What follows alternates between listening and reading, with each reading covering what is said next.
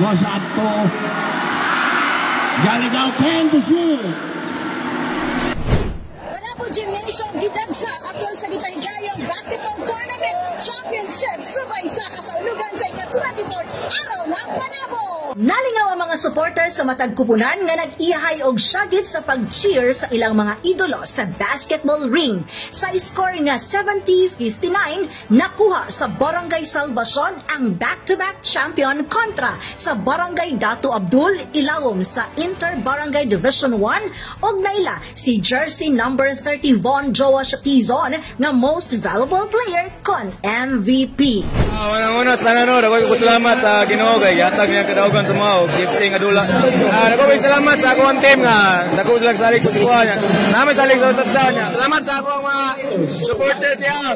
Salamat po kay Mayor Lamagod. Salamat kay Mayor. Nakuha usab sa Barangay San Vicente ang kampyonato sa score nga 72 points laban 61 points kontra sa kupunan gikan sa Barangay Dato Abdul sa SK Division Inter-Barangay.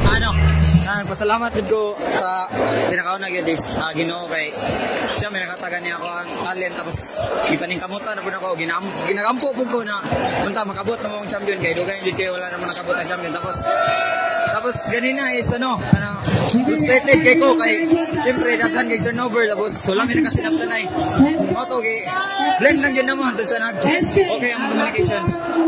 Pasalamat po kay Mayor Jose Lamagos kay sa nang pamugnaan nga dula. Champion usab ang Barangay Kasila kontra Nanyo sa score nga 59-45 ug malipayon nga naghatag sa pasalamat si Evan Raffles Uhagan ang nahimong MVP sa maong kupunan.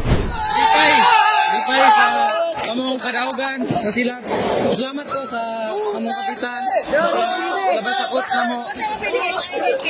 Lipay kung ako ang nakatabang sa among team para mo daog champion.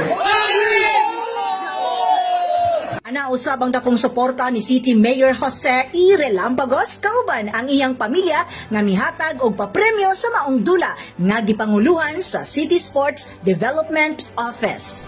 Kauban sa kamera si Amjon Castilla ug Rachel Hitiles, kini si Tali ang maatagagikan sa City Information Office Broadcast Services alang sa Frontline News Manabo. Importante, informed!